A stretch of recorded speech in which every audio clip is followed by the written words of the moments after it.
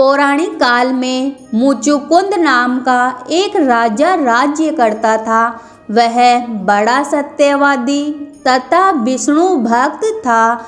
उसका राज्य बिल्कुल निकंटक था। उसकी चंद्रभागा नाम की एक कन्या थी, जिसका विवाह उसने राजा का पुत्र शोभन से कर दिया।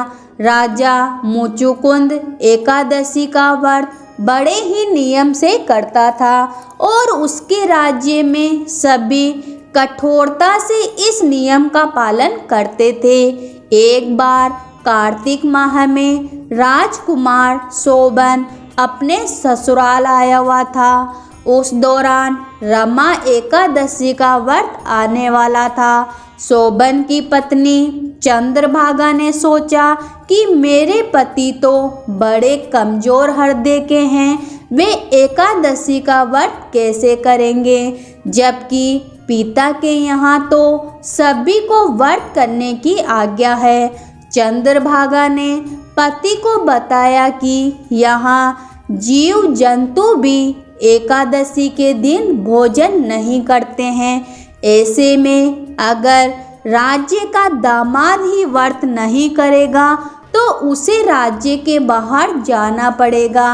चंद्रभागा की इस बात को सुनने के बाद आखिरकार शोभन को रमा एकादशी का व्रत रखना ही पड़ा, लेकिन पारण करने से पहले ही उसकी मृत्यु हो गई।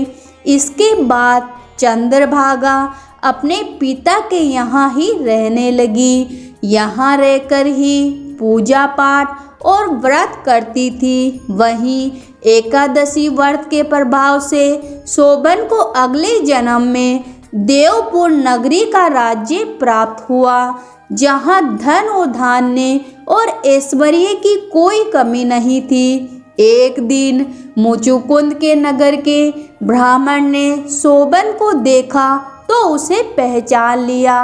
ब्राह्मण नगर को लौटा चंद्रभागा को पूरा वाक्य बताया। चंद्रभागा ने बताया कि वह पिछले 8 साल से एकादशी का व्रत कर रही है।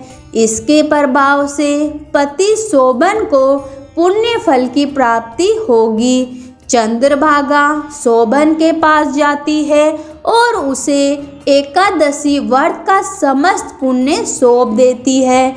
इसके बाद माँ लक्ष्मी जी की कृपा से देवपुर में सुख सौभाग्य और समृद्धि की वृद्धि होती है और चंद्रभागा शोभन साथ में रहने लगते हैं।